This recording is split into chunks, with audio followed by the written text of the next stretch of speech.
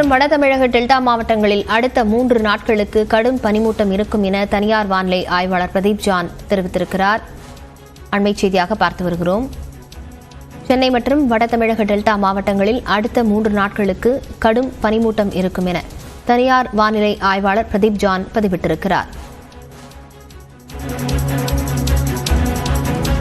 இன்று போகி பண்டிகை என்பதால் புகை சூழ்ந்து மேலும் பனிமூட்டமாக காணப்பட்ட நிலையில் சென்னை மற்றும் வட தமிழக டெல்டா மாவட்டங்களில் அடுத்த 3 நாட்களுக்கும் பனிமூட்டம் அதிகமாக இருக்கும் என தனியார் வானிலை ஆய்வாளர் பிரதீப் ஜான் தெரிவித்திருக்கிறார். இது தொடர்பான விவரங்களுடன் செய்தியாளர் சுபாஷ் பிரபு இணைந்திருக்கிறார். சுபாஷ் பிரபு, மேலும் விவரங்கள். சென்னையில மிக முக்கியமாக இன்று பார்த்தோம், மிக அடர் பனியும் அதே போல போகி பண்டிகைக்கு கொளுத்திய பொருட்களில் இருந்து வந்த புகையும் ஒன்று சேர்ந்து அடர் பனிமூட்டம் புகைமூட்டம் ஆகிய இருவரும் ஒன்று சேர்ந்து மிகப்பெரிய ஒரு சுற்றுச்சூழல் மாசு ஏற்பட்டது. இந்த பனிமூட்டம் அதிகமாக இருக்கிறதுக்கு மிக முக்கியமான காரணம் வடகிழக்கு பருவமழை முற்றிலுமாக நீங்கிவிட்டது. அதை குறிப்பிட்டுதான் இப்ப பிரதீப் ஜான் அவர்கள் அதை சொல்லியிருக்கிறார்.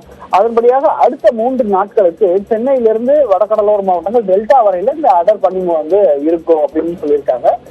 இதன் காரணமாக இந்த விமானங்கள் வருவது போவதற்கான காலதாமதம் ஏற்படுவதற்கான சூழலும் இருக்கு.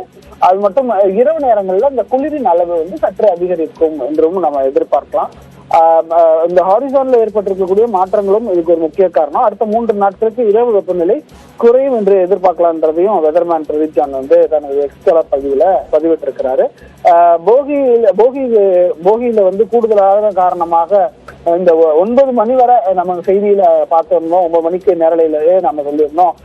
இந்த புகைமூட்டம் 9 மணி கடந்தும் பனியும் இந்த புகையும் ஒன்று சேர்ந்து இருப்பதால மிகப்பெரிய அளவுல இந்த புகைச்சூழல் அடர்பனியும் புகைச்சூழலும் கண்ணுக்கு தெரியாத அளவுக்கு இருந்தது.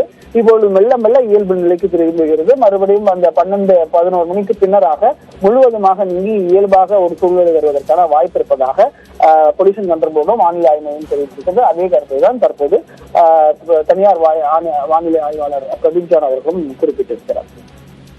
விவரங்களுக்கு நன்றி சுபாஷ் பிரபு.